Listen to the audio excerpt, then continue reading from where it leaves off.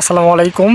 আজকে খুবই গুরুত্বপূর্ণ একটা বিষয় আপনাদের সাথে শেয়ার করতে আসলাম। সেটা হচ্ছে আমরা যারা চাকরি প্রত্যাশী আছি অনেকের মধ্যে একটা কনফিউশন তৈরি হয় যে গ্রেট ব্রিটেন, যুক্তরাজ্য বা হচ্ছে ইউকে, এরপর হচ্ছে ইংল্যান্ড, এগুলোর মধ্যে আসলে স্পেসিফিক পার্থক্যটা কী।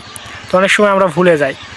তো সেই উদ্দেশ্যে বলতে চাই যে যুক্তরাজ্য হচ্ছে কি ইউকে, অর্থাৎ হচ্ছে কি ইউনাইটেড কিংডম। তো এটা হচ্ছে 4টা রাষ্ট্র নিয়ে কিন্তু গঠিত। একটা হচ্ছে ইংল্যান্ড, এরপর হচ্ছে স্কটল্যান্ড, এরপর হচ্ছে ওয়েলস এবং হচ্ছে কি উত্তর আয়ারল্যান্ড। তো এদের কিন্তু আলাদা আলাদা হচ্ছে কি সরকার ব্যবস্থা আছে এবং তারা হচ্ছে কি ভিন্ন।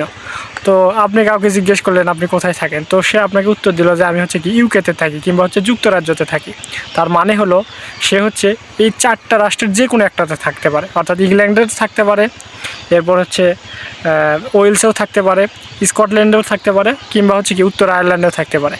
এরপর আসি ব্রিটেনের কথা। তো ব্রিটেনটা কি? ব্রিটেন হচ্ছে 3টা রাষ্ট্র নিয়ে গঠিত, অর্থাৎ ব্রিটেন কিন্তু একটা দ্বীপ। এখানে 3টা রাষ্ট্র আছে, সেটা হচ্ছে কি ইংল্যান্ড, ওয়েলস এবং হচ্ছে কি স্কটল্যান্ড। অর্থাৎ যখন আমাদের ইউকে বা হচ্ছে কি যুক্তরাজ্য বলবে তখন হবে 4টা, আর যখন গ্রেট ব্রিটেন বলবে তখন হবে 3টা। অর্থাৎ সেখান থেকে যুক্তরাজ্য থেকে যদি আমরা হচ্ছে কি উত্তর আয়ারল্যান্ডটাকে বাদ দিয়ে যদি বলি ইংল্যান্ড, স্কটল্যান্ড এবং হচ্ছে কি ওয়েলস, তাহলে হবে হচ্ছে গ্রেট ব্রিটেন।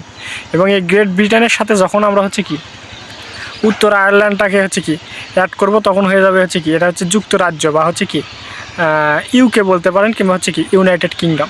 আর ইংল্যান্ড তো ইংল্যান্ড হচ্ছে কি আলাদা একটা দেশ, সেটা তো বুঝতেই পারছেন যে এককভাবে একটা দেশ। তো কেউ যদি আপনাকে বলে আমি ইউকেতে থাকি, তার মানে এই না যে সে হচ্ছে ইংল্যান্ডেই থাকে। সে ওয়েলসেও থাকতে পারে, সে স্কটল্যান্ডেও থাকতে পারে, সে আবার হচ্ছে কি উত্তর আয়ারল্যান্ডে থাকতে পারে। আবার কেউ যদি আপনাকে বলে আমি ব্রিটেনে থাকি, তার মানে ব্রিটেনে থাকে মানে এই না যে সে ইংল্যান্ডেই থাকে। সে কিন্তু ওয়েলসেও থাকতে পারে, স্কটল্যান্ডেও কিন্তু থাকতে পারে।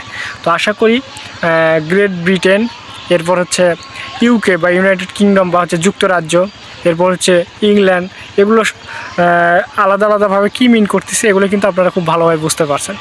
তো মাঝে মধ্যে একটু হচ্ছে হাঁটার সময় কিংবা হচ্ছে যখন হচ্ছে বাইরে বেরোবেন এগুলো একটু মনে করার চেষ্টা করবেন, তাহলে কিন্তু আপনারা হচ্ছে কি কনফিউশনটা থাকবে না। ঠিক আছে? তো যারা চাকরি প্রত্যাশী আছেন তারা হাঁটতে চলতে ফিরতে সবসময় কিন্তু কিছু না কিছু নিয়ে ভাবনা চিন্তা করবেন, তাহলে কিন্তু আপনার চাকরি প্রিপারেশনটা একদম হচ্ছে গুছিয়ে যাবে। তো আজ এ পর্যন্তই। সবাই ভালো থাকবেন। আসসালামু আলাইকুম।